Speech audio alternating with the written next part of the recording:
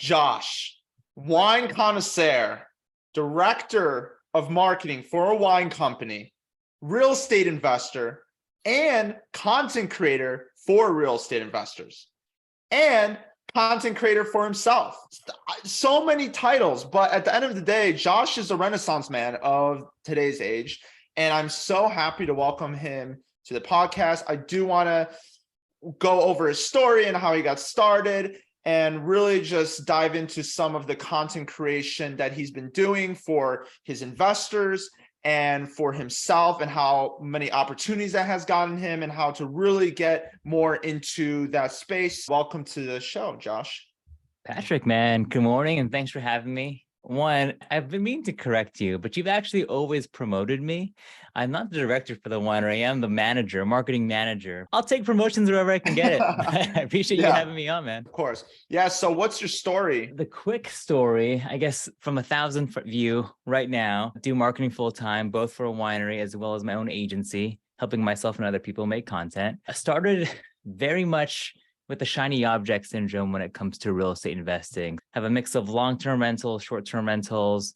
We have a flip that, as many people right now, has now pivoted because of rates and markets and things like that. And then we are working on closing our first multifamily deal that we're co-GPing with. Shiny object for sure, but starting to hone it in and really try and figure out exactly what I like. So I'm excited. Awesome. Yeah. And so when it comes to content creation, when did you start creating content for just in general for yourself and for your own personal brand? Ooh, in general for myself, I would say I've always liked to post. I feel like most of my business acumen and even some of the posting came back in high school when I was really big into sneakers. So I used to collect Jordans and Nike SB sneakers. And my first hustle ever was finding beat up Jordans on eBay and Craigslist, and then fixing them back up, restoring them, kind of flipping a house, and then reselling them back on the forums or on eBay. And so I would take pictures, make videos and all of that. And that's kind of where I started posting more. And then over the course of the years, through starting different adventures, so like a clothing brand or a CrossFit gym, or even through some of the other day jobs that I've had, I've just always taken pictures, videos, and now I finally just put myself in front of the camera more. Awesome. Yeah. And so when did you start posting real estate content and really going hard on that? It was, you know what? I just gave away my book for our meetup that we had, but I started watching Gary Vee much like everyone else right now. And this was a few years ago. And it was always just, hey, post more. One of my biggest regrets with the CrossFit clothing brand that I had was I used to do a weekly vlog 7 years ago. And it was starting to get a little bit of traction. But after 11 episodes, I quit vlogging. I just stopped. It was just, I didn't really see any ROI. And that was always one of my biggest regrets. What if I did 100 episodes? And so when I started real estate, and that idea was roughly about 2 years ago, almost to this day now, we posted our first YouTube video, and I just wanted to document the process. And I said, hey, no matter what, I am actually just going to post. I don't care how good, how bad, how ugly the video is. I'm just going to document along the way. And it's been amazing ever since. Great. And so where are you right now with posting? Like, how many subscribers have you amassed? What's your following look like? Yeah, I started on Instagram, much like everybody right now who's in their early 30s, late 20s. Instagram is the cool kid. And I have about 6,000 on Instagram. TikTok came around, and that has, I like to say, is kind of bigger focus, but I just like the way that the messenger app side of Instagram is. So I find myself using that, even though I know that it's so much easier to get viral on TikTok. And I have about 14,000 on TikTok. YouTube is the cash cow. And so that's been fun. And I have about 6,000-ish on YouTube as well. And then I do want to, one thing for next year is moving into more LinkedIn things as well. So trying to continue to stack and add on different platforms, just for variety, but also just for more intel for our clients too. Yeah. And with that, it's pretty impressive how fast you've grown. It almost seems overnight to me, but I know that there was a lot of work that went behind it. I remember seeing you probably a year ago when we first met, being maybe around 2,000 on Instagram, maybe 1,500. And then on YouTube, I think you were in maybe 1,000, if that. And you've just grown to 6,000. You 6x'd your audience in 1 year. And that's pretty insane. But I feel like that's how growth works on all these platforms if you post consistently. And I feel like you've got it down with the short form videos that you've been doing. So tell the audience a little bit about short form videos and why you've been doubling down on that. Totally. I think the growth is short form video. Everyone from the mountaintop, including the platforms themselves, are just saying post more short form video. Obviously, TikTok came around, changed the game, Reels came up, and now YouTube has its shorts and its own actual page for shorts in itself. So if you haven't already started posting shorts, Reels, the vertical videos, you're just lying to yourself. But in terms of the growth, I like that you said it seems fast, right? If you're looking from the outside, but you post content too. It's been hundreds of videos over the course of a couple of years, both long form and short form videos. But even despite all that, it really only takes one to pop off.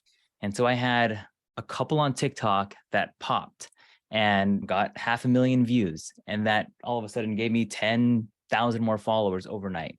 The same thing happened on YouTube, actually. I had another video that popped off. I got a couple 100,000 views on YouTube.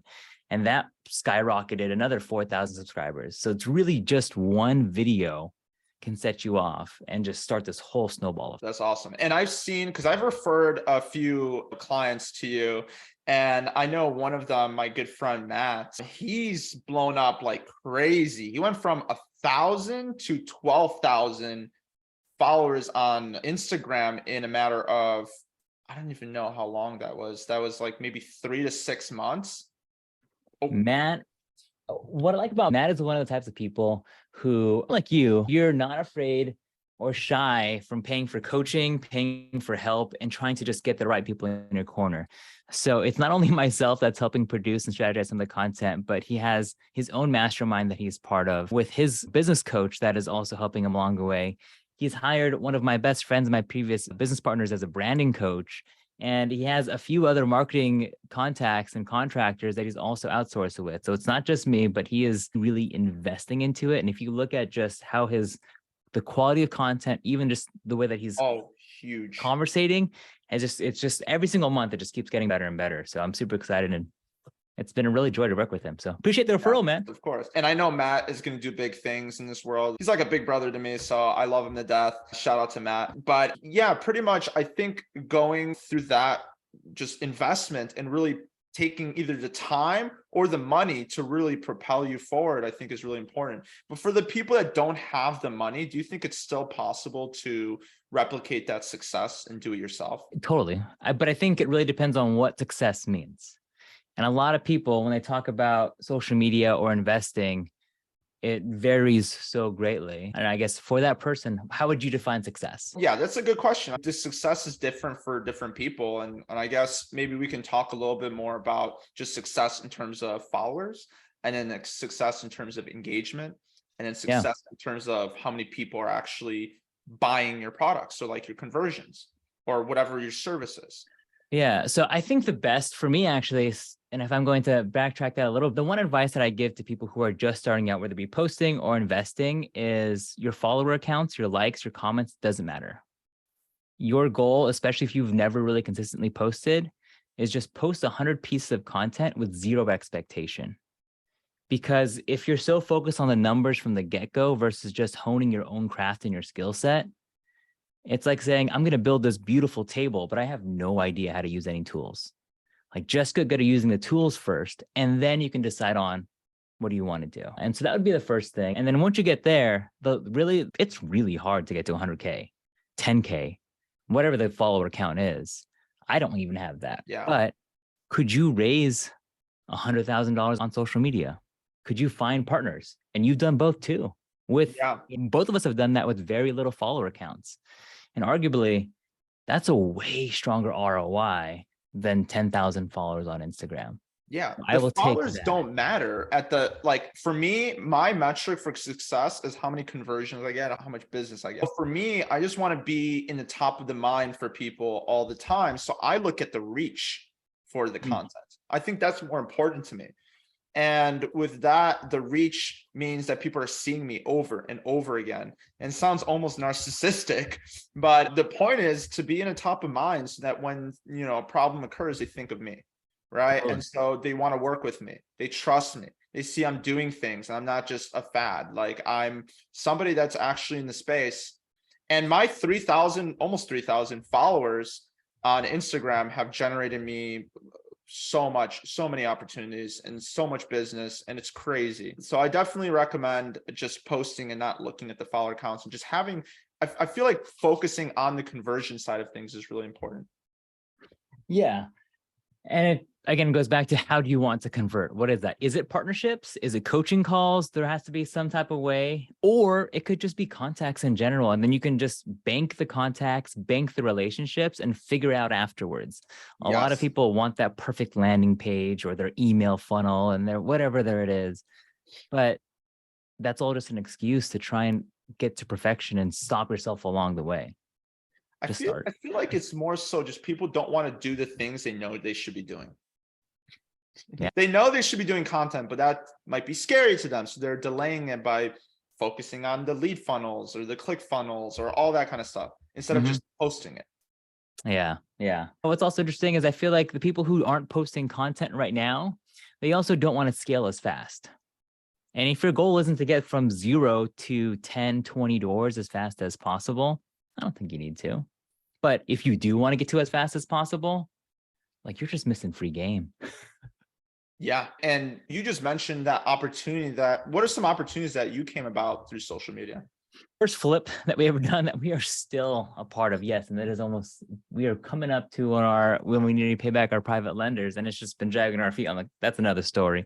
Yeah. But we raised money for that basically through social media. We've gotten different contracts to manage other people's properties through social media and just by hosting events. And I keep those as a bundle together, because the content and the community, you know what it is with the Facebook groups too, Right.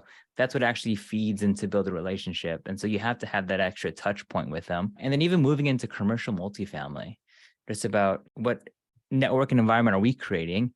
And people find value in that. And so they want to partner with that. And so that's, I don't know, from managing short-term rentals to now into commercial deals, that's all Yeah. just been through content and community. That's awesome. So how do you create a content strategy that's runs like a business and doesn't take up too much of your time and is very efficient? What would you recommend for that? That's hard. It depends. If you have money, you can hire me.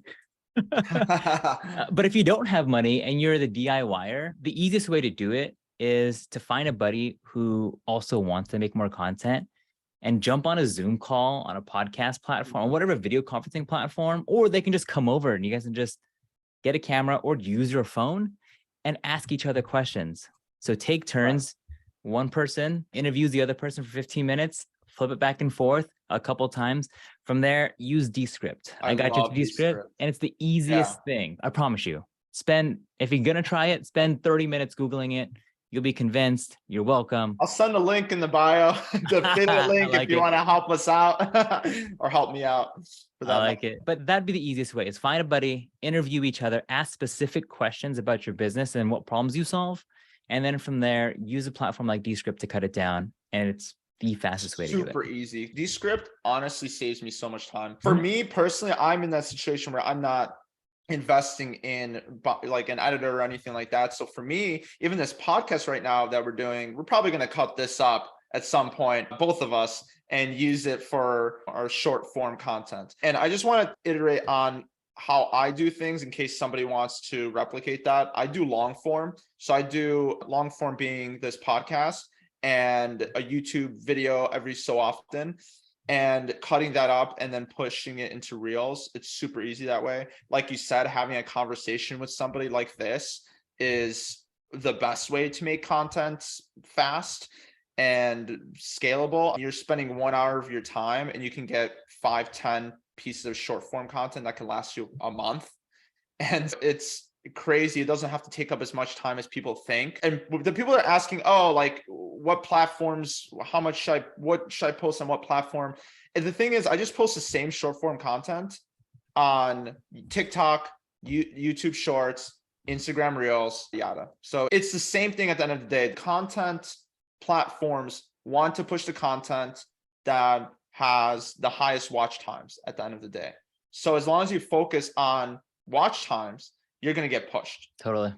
Maybe you can add something to that. Yeah, in terms of there's three things as you think about making content, right? You mentioned watch time, and obviously they want you to stay on platform. But aside from that, you also have to stop the scroll. So if you don't have a hook, if you don't have something that's dynamic that gives them an immediate reason to stay there, so a lot of people would jump on their phone and say, "Hey guys, it's Josh." Boom, you lost them already.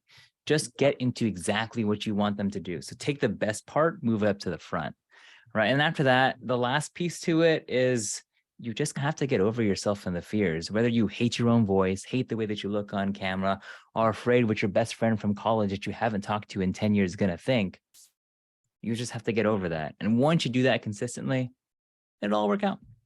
Yeah, 100%. And do you feel as though some of the people have unfollowed you that think that you're spamming them or something like that? Or do you not even think about that? I don't even think about that at all. Who cares, right? And if they do, yeah, who cares?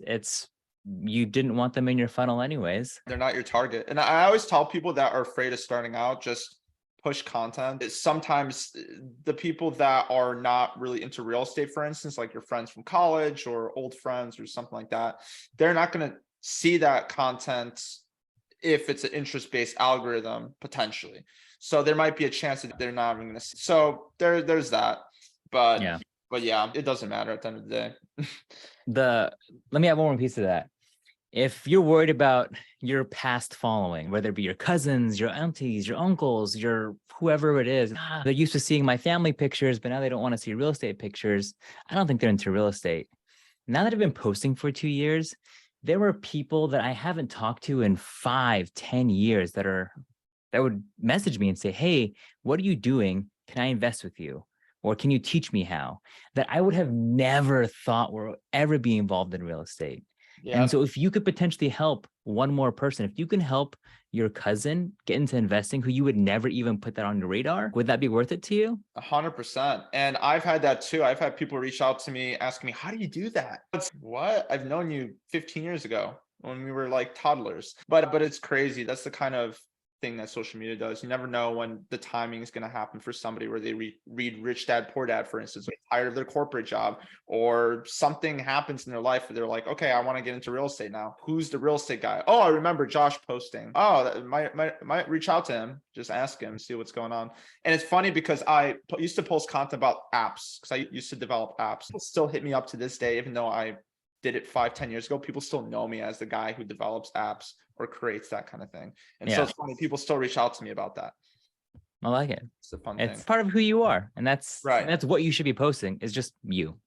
Yeah. So let's ask that tried true question. Should I make a separate Instagram account for content related to real estate? If you don't already post now and you don't have the time to post on your own account, you will not post on 2 accounts. Yeah. Now you have 2 babies and you have no idea which baby you want to spend your time with. So my personal preference is let people know all of you. Yes, I post real estate. Yes, I post marketing tips. And once in a while, I'll also post my family. But do it all. If you had a great sushi dinner and you want to share it, I want to see it. And let me know where it is, because I want to eat there too. Yeah, 100%. So if you have a sushi place in the Bay Area, let Josh know. But it's funny because that's all personal branding, right? When you look at Jake Paul he's not just a YouTuber anymore. Even though that's part of his identity, he's a YouTuber. He's a Disney kid. He's a boxer. He's got all these identities. But at the end of the day, people follow him for him. Like him or not, he has a follower base that like who he is as a person, as a whole person. And that's the same thing with Elon Musk. Same thing with Josh. Same thing with Patryk. And people want to work with other people, not particularly because, yes, you have to have knowledge in real estate, but at the same time, they trust you and they're wanting to work with you, not with your firm. I agree. Everyone says no trust. Yes, for sure. And people know, if you're thinking about the real estate space, people know Grant Cardone. But how many of those people have actually invested in Grant Cardone's deals? Probably very little, at least from the network that I have. But on the flip side, if they know you, for whatever reason, they are more likely to invest with me just because they actually know me and they know who I am in general. They know that I like the Niners, that I like basketball.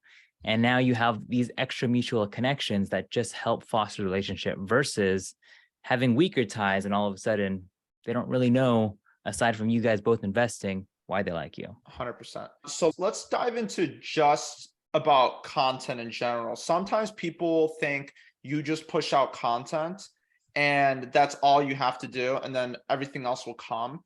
But what do you think about that? Is that really a viable process? Because I know community is a big thing for you. You have conversions, you have conversations, right? These are the 4 C's that people talk about: content, conversations, community, conversions, right? 4 things. You need all 4 to. Do you think that's true? What's your background on that? Yes. If you want to define 4, that's a great 4. Could you do something with just posting? Yes, 100%. Like I said, if you're just starting to post 100 and don't think about any C's, just hit post. Like, The only C is content. that's it. Because you start to overthink it. Just post. And then Right. eventually, as you get better, when your post number 1 to post 100 looks so different. And the questions you ask along the way about what you're posting, who you're posting for, what you want to get out of it, and what you're hoping the audience will get out of it is completely different between those. But you can just start out posting, and you should just start out posting whatever the heck you want. 100%. And let's say that you've already posted 100, right? You're in that intermediate stage. You're ready to take things to the next level and really build relationships with people. Should you start a community? How do you get into that? How do you meet more people and really drive deeper conversations? Yeah, if that's your goal, if it is you want your own community, then hopefully you're either part of a community. And if not, that'd probably be the first step. It is hard for you to grow a community if you've never built your own community yourself, or if you've never been a part of one that's been extremely successful.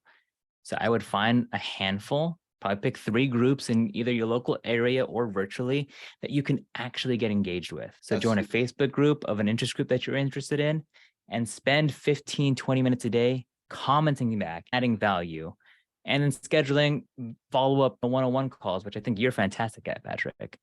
And then do that locally too. Go into meetup.com or whatever else, dive into those groups and spend a couple months just learning about why that community is great, why people like those events, and what is it about the host that people are attracted to.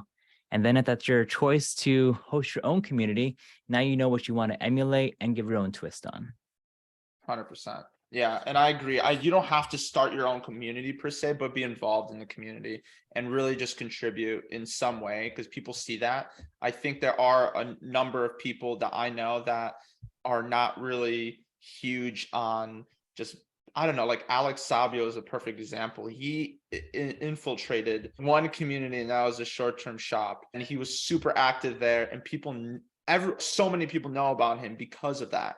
And that's how he grew his presence. And it's insane because other people do that as well. They just focus on 1 to 3 communities and just contribute as much as possible. And that's another way to get known, like with Facebook groups, super easy way, 20 minutes a day, go through the new posts, answer. Yeah. I know you do that a lot, Patryk. That's like your bread and butter.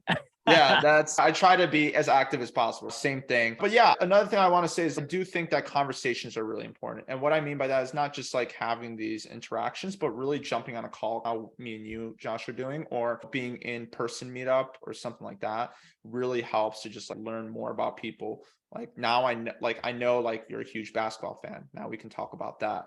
Or I know that you're huge into content. We can talk about that. It's like having these relationships that are deeper, really understand the people, so you can understand the problem. So if a problem comes up, you can actually solve that problem for them. Yeah. Again, people want to like you. And if they only know you about your business, how much do you really like? I don't know. I'm trying to think of some generic business. The guy who you at Foot Locker, who you bought shoes from. Nothing. But how well do you maybe know your CPA? How well do you know your real estate agent? I'm sure you have some similarities now that have made you just have casual conversations with them. Right. 100%. Same. 100%. So why invest so heavily into content? Why really dive into this game, especially because there's a lot of people that say content's just for dancing or entertaining. Why talking head videos like this? What is this? Yeah. What's your take on that? For me, and then this is just why I want to do it, is I think it's fun. Like you get an excuse to talk to people, to talk to more people, to interview others. And that's just a way for me to get into bigger circles. For example, if you ever wanted to talk to, let's just take Pace Morby is amazing, right? Big time guy, million on TikTok, speaker at Bigger Pockets, all that stuff. He is the guy right now. Yeah. And I would have never had a chance to even make a clip of him if I didn't already start posting. And I couldn't even get to that conference because the tickets were sold out. But because I started posting, I found the contact for the guy who was hosting the conference. And I said, if I made a couple clips for you and take a couple pictures, can I just roam and be the self video guy? Sure. And so he gave me a free VIP pass. He gave me basically unlimited access. I made clips for all the speakers and I took pictures for all of them, followed up with all of them, sent them to them and said, hey, I made you clips. Here's the raws too for free. All this for free. Yeah. And then from there, I got it from a Pace and I said, hey, Pace, can I make you a clip? Sure. And that's how they got one on Instagram. Awesome. Yeah. And it's simple as that. And it's funny because when we hosted our conference, I had people reach out saying, hey, like I know specifically who I'm thinking about. They reached out to me on Instagram. Hey, if you need anybody to shoot video or photos, I'm like, yeah, come on by. Like Yeah. free pass to the conference. Come on by. Let's Everybody. do it. Everybody wants more pictures of themselves. Yeah. Don't lie. Everyone does. Yeah. 100%. It's one of those things. Even if you're not really good at photography, you could be an extra hand. We've given out free tickets to our volunteers, like people, but the only people that know about the volunteer opportunity is we're not posting on Instagram. It's like we're just reaching out to people that we have good connections with or people that reach out to us. So that's like the way to do it because we want to be around people that we trust that can volunteer. Totally. And it's funny because Pace Morby, I don't know what it is, but for some reason I have Pace Morby's number. I don't know if that's like a big thing or not, but that's so insane to me that just because of proximity and just talking to him and seeing him and being involved in these circles, I just got crazy involved with that. And it's crazy because you think that those people are unreachable, but these people are human, right? They're doing the same thing that we're doing, trying to make it. And yeah, bigger circles are more fun is what I'm trying to say. Bigger circles just have more opportunity. And so if you put yourself, a lot of people like to say, oh, Josh, man, that's awesome. Here's what you're doing. Pretty lucky, huh? I'm like, no, if you just put yourself into more spots where opportunities can land, and for me, that's content. It may not be for everybody, but that is for me. Then that just enables me to find those doors that ordinarily wouldn't get presented to other people. 100%. And that's the thing with the conference too, right? I put on that conference and I have all of my speakers' contact information. Plus I had free VIP dinner with them, like pretty much free time with them, spending time with them and coordinating with them and providing value to them, giving them a space to speak on, giving myself a stage to speak on, like putting myself in the same realm as they are in the sense that I'm speaking on stage, I'm an expert, they're speaking on stage, they're an expert. Like that kind of opportunity you can't do unless you're involved in providing value of something. It's like you hosting a holiday party is a perfect example of, we were just talking about this off camera, 49ers, right? That player that was from the 49ers that was at your event. Why? It's just their circle and you were the one that was hosting, so you were the person of interest in that moment. So it's he is going to be a regular attendee at our monthly meetups now. So there you go. And he's into real estate. And it's funny, I don't know if he can drink though, because apparently he couldn't drink because he had the game the next day, but okay. That's all right, we'll let you go with no drinks. But yeah, it's funny because you'll see, like, even at Bigger Pockets conference, there's these two NBA players that were there as well. And then I also saw like content creators like from a different world in flipping. I'm like, it's crazy because people in different areas, like a TikToker that's 19 that landed a lot of money, they're like, okay, how do I invest it? And then they look into real estate and they find you because you're posting content. And now you have this crazy kid with a lot of money that just wants to invest with you. It's just nuts, the opportunities that come about, and you just never know.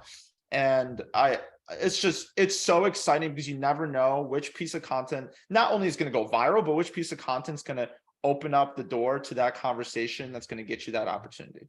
Yeah, I agree. It's been everything for me. So yeah. So where's the future for content going? Gosh, that's a deep question. Huh? Where's the future for content growing? I don't know. I know that right now is the short form vertical video play. I know that for sure. I think in terms of trends for next year, I think you'll start to see more and more people take mics on tour with them and just start interviewing other people, whether it be at meetups, conferences, whatever it may be, and have that fly on the wall kind of effect like we've been posting. And that will start to get more and more mainstream. And I'm sure you'll even start to see that on the longer form videos of just, So like live stream. yes. So I like live stream and it's been there, but the clips of that, but Right. I don't think people will live stream events as much. Okay. I think it really depends on who the speaker is, and you have to have something extremely unique for someone to, because everyone is streaming now, especially during COVID, everything went virtual. So people know that I can watch it on the post play and I can watch it at 2x speed. So if you have someone who's watching your live stream and you're streaming for an hour, that is an immense commitment that they just gave you. They gave you an hour of their time at whatever time of day it was. Yeah. So I don't take that lightly. Interesting. Yeah. So that's another thing. So short form content is people are not going to buy your stuff or your services or whatever you're offering off of one short form content or multiple short form content. I feel like it's a transition from the short form into the long form. So like over time, they'll get to know you, right? I know Josh. And then they decide, you know what? I want to watch a podcast that Josh put up. Now, when they're watching that podcast, that's a huge deal. The people that are listening right now to this podcast, because either they know you really, or they know me really well, or both of us, and are taking the time to listen to this, which I so heartily appreciate. I love you guys. You guys are my biggest, my closer circle of people, because you guys you're trust me enough to think that and know that this is going to be good content. Actually, let's do an experiment for this right now. For the people that watched, it's 30 minutes in-ish. For the people that watched, DM Josh or myself the word podcast interview content. Podcast interview content. All caps. Josh, what's your Instagram? It's at Joshua_Baldovino. And then mine is Patryk, Patryk _Switek, SWIETEK. Let's do a study. Let's see who the loyal people are in our circles. Like this will be really interesting. But yeah, long form is one of those things. What do you do for long form? I do live stream, and I also have my own educational content that's in between the 10 and 15 minute space of just your how-to real estate videos or kind of journal diaries of what my deals have been. So the live stream is just for me to get into bigger circles, interview more people, and I do it live so that it's a differentiator between other podcasts. And so that way I can have the public ask that also that same person live as well, and add a little bit extra value to both the audience and to the person who's my guest. And then for the for the 10 to 15 minute video content, that's just, here's the last deal I did, or here's how you should do XYZ. Got it. And how do you come up with these ideas? One, whatever I want to make, that ends up going on to just, here's my brain dump queue. Or if there's a question that comes in through any of the platforms, I use that. Or I look at my friends and my competitors or people that I aspire to be. And if there's questions that are repeatedly being asked that aren't being answered, there's clearly a gap, and I want to fill that gap. And do you ever copy the question itself? If you see something that's really, like you have a interesting perspective on something. At a certain point, if you're thinking about content, you have to think about the search algorithms, especially if you're thinking about YouTube, right? Everyone's talking about how I can buy my first rental property. That's probably what they're typing YouTube, or the best loan products. There's 1,000 videos on that topic. So yes, am I copying? 100%.